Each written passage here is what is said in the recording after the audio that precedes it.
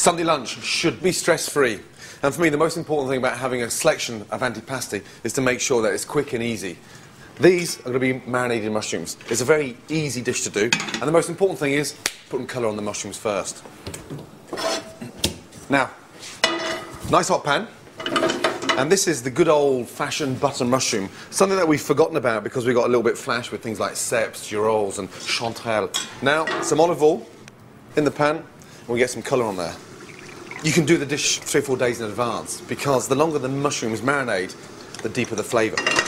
Pan just about to start smoking, mushrooms in. The important thing now is to take the water out of the mushrooms. As soon as we've got the water out of the mushrooms, they start to colour. If we sort of just cook them in a pan that's not very hot, then they boil. We want to saute, and there's a big difference. Salt, pepper. All that hissing you can hear is the water coming out of the mushrooms. Don't be scared of that. It's doing its job. But look at the colour. It's got a really nice colour over the mushrooms now. And that means already, on a very plain Jane buttered mushroom, it's got a really nice flavour. Now, whilst they're colouring away, I'm going to start peeling the shallots. It's really important to use shallots because onions are a little bit too harsh. They're sort of a lot sweeter. Just cut in half and slice lengthways. And the nice thing about adding the shallots to it now, it makes the dish really nice and sweet.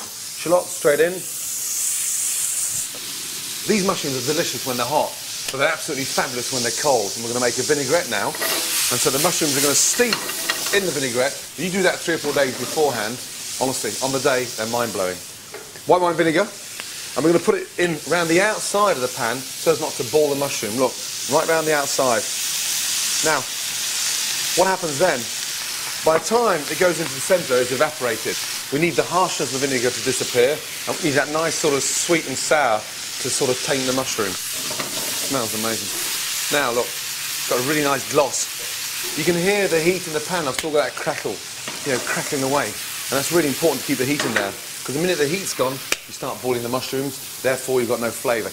And the secret now, of course, is just to finish the vinaigrette by adding the oil. And think about it.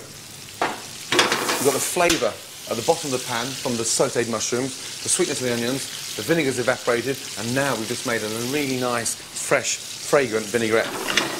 Bring the oil back up to the boil, and just look at the colour of those mushrooms.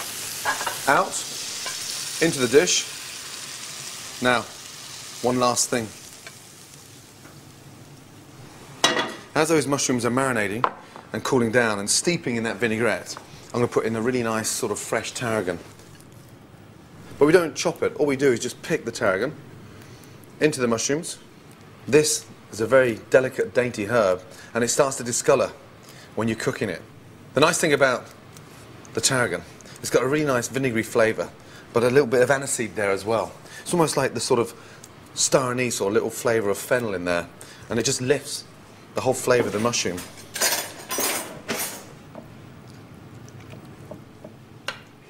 Now, the tarragon's working its magic. It's starting to perfume the vinaigrette. They're delicious now, but leave them to cool down for 24 hours. It's amazing. That is a complete stress-free dish. Perfect way of starting a Sunday lunch. The perfect antipasti. And all you need now is some really nice rustic bread. And bang, you're away.